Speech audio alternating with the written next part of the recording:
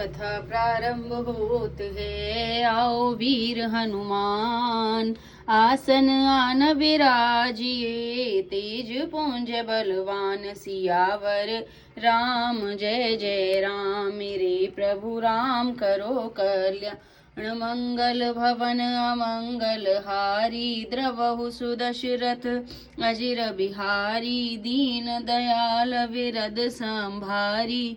हरहु नाथ मम संकट भारी।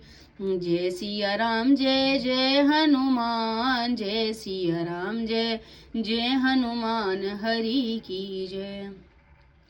कल जो हमारा प्रसंग चल रहा था, वो हमारा जो प्रसंग था जब भगवान श्री राम, लक्ष्मण और सीता जी पंचवटी पहुंच जाते हैं, तो भगवान श्री राम से लक्ष्मण जी पूछते हैं कि हे प्रभु, आप मुझे ज्ञान, वैराग्य और माया का वर्णन कीजिए।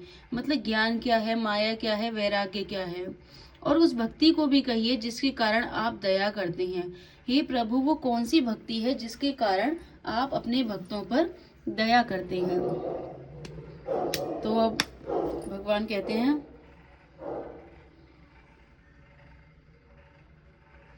थोरे ही में सब कहूँ बुझाई। सुनहु तात मत मन चित लाई। मैं अरु तोर मोरते माया, जिहि बस कीने जीवन काया। श्री राम जी कहते हैं, हे तात, तात माने भाई, हे तात, मैं थोड़े में ही समझाकर कह देता हूँ, तुम मन चित्र और बुद्धि लगाकर सुनो। मैं और मेरा, तू और तेरा यही माया है जिसने समस्त जीवों को वश में कर रखा है। जो हम अपना, ये हमारा है, ये तुम्हारा है, ये मेरा है, ये उसका है, ये करते रहते हैं, ये सब ही माया है। हम भगवान के हैं और भगवान हमारे हैं और सब भगवान के हैं, बस यही एकमात्र सत्य है। आगे कहते हैं, गो गोचर जह लगी मन जाई। सो सब माया जाने हूँ भाई। तेहि कर भेद सुनहु तुम सो।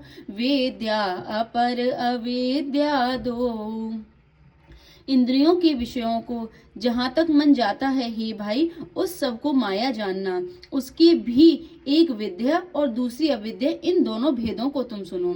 भगवान श्री राम लक्ष्मण जी से कहते हैं, मैं और मेरा, तू और तेरा यही माया है। और जहाँ तक इंद्रियों की बात हुई, इंद्रियों में हमारा मन कहाँ तक जाता है, ये विषय कहाँ तक जाते हैं, ये इंद्रियां कहाँ तक भोगने की लालसा रखती हैं, वो सब माया है। उसको में भी एक विद्या है और दूसरी विद्या। आगे भगवान कहते हैं, एक दुष्ट माया अतिशय दुख रूपा। जा बस जीव पराभव कूपा। एक रचहि जग गुण बस जाके। प्रभु प्रेरित नहीं निज बल ताके।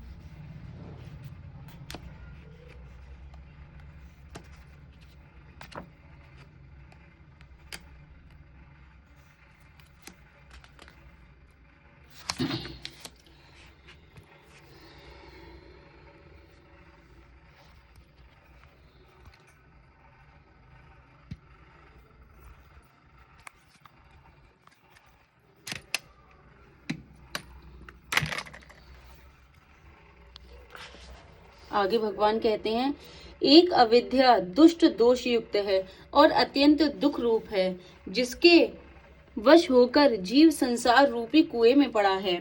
और एक विद्या जिसके वश में गुण है और जो जगत की रचना करती है, वही प्रभु से प्रेरित होती है। उसके अपना बल कुछ भी नहीं है। एक अविद्या दुष्ट, जो अविद्या क्या होती है, जो भगवान के अनुकूल नहीं है। आप साधारण शब्दों में समझिए, जो भगवान के अनुकूल नहीं है, जो भगवान तक आपको ना ले जाए, जो आपको माया में, संसार में फंसा दे, वो अविद्या है। और जो आपके भगवान के श्री चरणों तक ले जाए, भगवान तक ले जाए, वो है विद्या। ज्ञान मान जह एकहु नाही। देख ब्रह्म समान सब माही। कहहि तात सो परम विरागी। तृण समसेद तीन गुण त्यागी। ज्ञान वह है जहाँ जिसमें मान आदि एक भी दोष नहीं है, और जो सब में समान रूप से ब्रह्म को देखता है।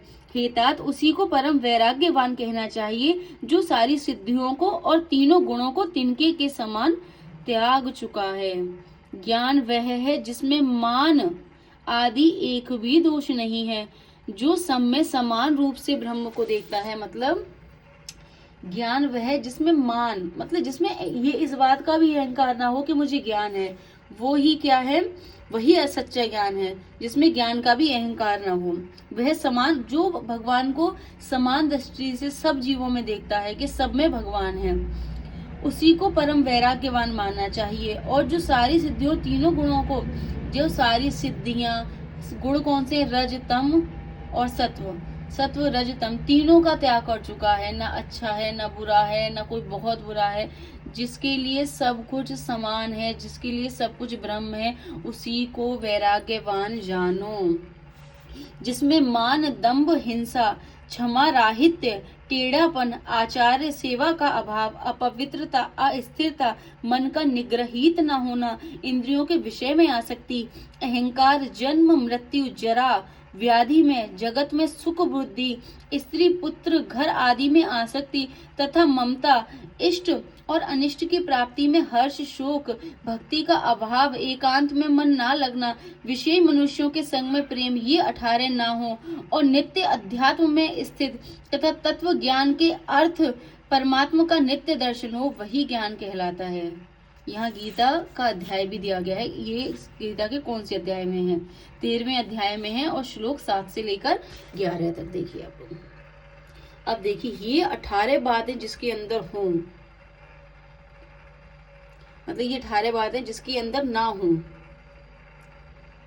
पहला, जिसमें मान अहंकार ना हो, दंभ ना हो, हिंसा ना हो, क्षमा राहित्य ना हो, टेढ़ा ना हो, आचार्य सेवा का जिसमें कमी ना हो, जिसमें पवित्रता हो, जिसमें स्थिरता हो, जिसमें जो अपने मन को कंट्रोल में कर सके, जिसकी इंद्रियों में आसक्ति ना हो, उसमें अहंकार ना हो, जन्म मृत्यु जरा व्याधि, जगत में सुख वृद्धि ना हो, स्त्री पुत्र आदि घर में आसक्ति ना हो, ममता, इष्ट और अनिष्ट की प्राप्ति में उसमें हर्ष और शोक ना हो, वो प्रत्येक स्थिति में सम रहे, जिसमें भक्ति का अभाव ना हो, जिसका एकांत में मन लगे, जो विषय मनुष्यों के संग में प्रेम ना करता हो।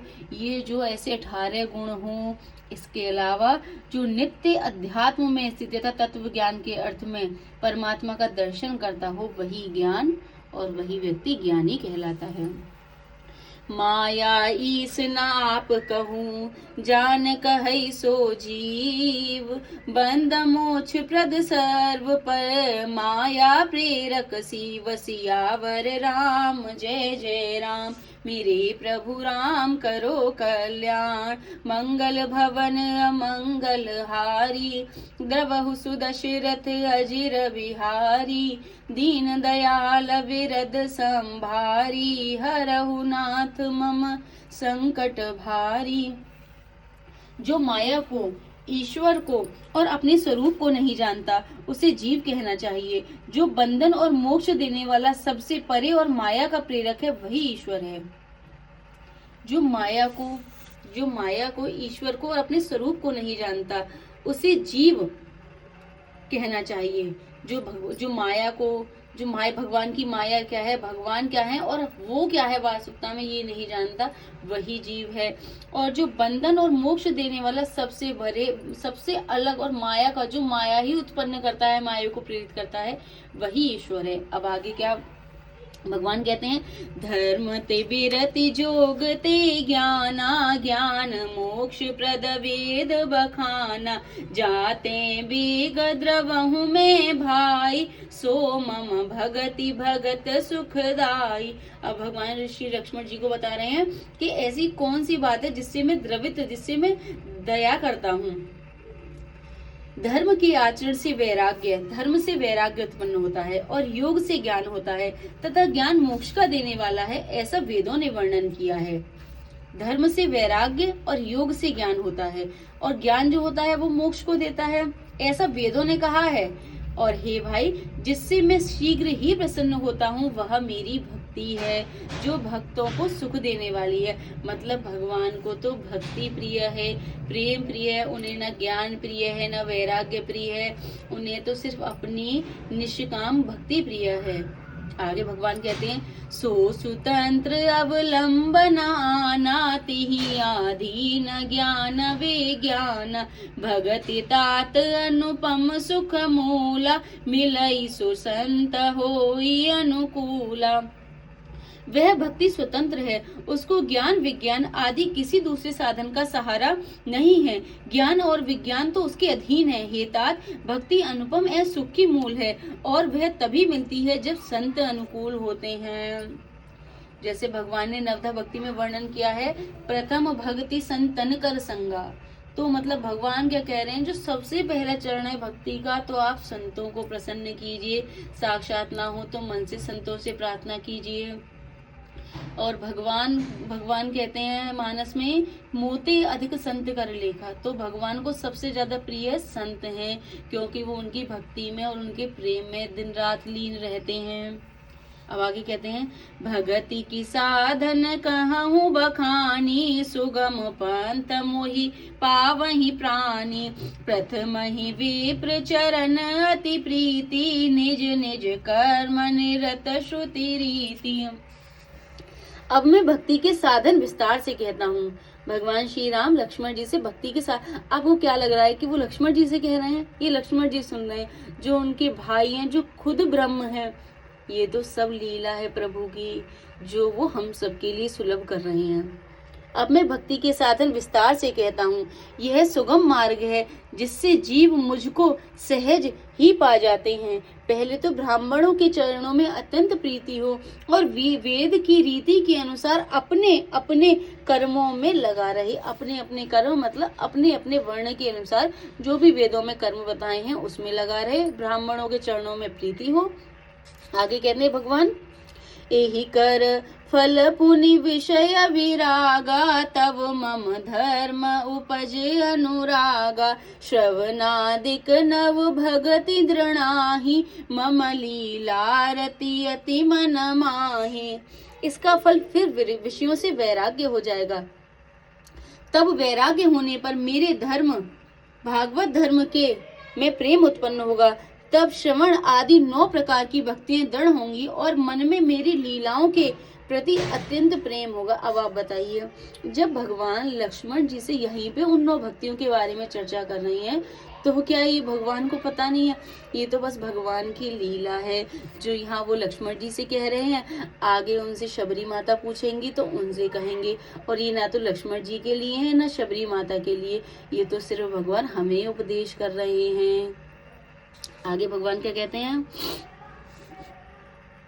संत चरण पंकज अति प्रेमा मन क्रम वचन भजन दृढ़ नेम गुरु पितु मातु बंधु पति देवा सब मोहि कहे जाने दृढ़ सेवा। जिसका संतों के चरणों में अत्यंत प्रेम हो, मन वचन और कर्म से भजन का दृढ़ नियम हो, और जो मुझको ही गुरु पिता माता भाई पति और देवता सबको जाने और सेवा में दृढ़ हो। अब भगवान क्या कह रहे हैं आगे, कौन सा गुण जी, मम गुण गावत पुलक शरीरा गद गद गिरा नयन बहनीरा काम आदि मद दंभ न जाके तात निरंतर बस में ताके। मेरा गुण गाते समय जिसका शरीर पुलकित हो जाए, वाणी गदगद हो जाए और नेत्रों से जल बहने लगे और काम मद और दंभ आदि जिसमें ना हो, हे भाई मैं सदा उसके वश में रहता हूँ। मन कर्म वचन कर्म मन मोर गति भजन करहि निष्काम तिनके हृदय कमल महु करहु सदा विश्राम सिया वर राम जय जय राम मेरे प्रभु राम करो कल्याण मंगल भवन अमंगल हारी द्रवहु सुदशरथ अजिर बिहारी दीन दयाल विरद संभारी हरहु नाथ मम संकट भारी जिनको कर्म वचन और मन से मेरी ही गति है और जो निष्काम भाव से मेरा भजन करते हैं, उनके हृदय कमल में मैं सदा विश्राम किया करता हूँ। बोलो सियावर रामचंद्र भगवान की जय। यहाँ भगवान कह रहे हैं जिनके लिए, कहते हैं ना एक चीज का सार, तो इसका सार यही है, जिनके लिए बस भगवान ही सब कुछ है, भगवान के सिवा जिनका कोई कुछ भी नहीं है, जिनको सिर्फ भगवान से ही प्रेम है, जिनको सिर्फ भगवान पर ही दृढ़ विश्वास है, ऐसे ही भक्तों को भगवान बहुत प्रेम करते हैं। इसी को निष्काम भक्ति कहते हैं, जो बिना किसी स्वार्थ के की जाती है। आगे की चर्चा, आगे जो चौपाई है उन्हें हम कल विस्तार से पढ़ेंगे।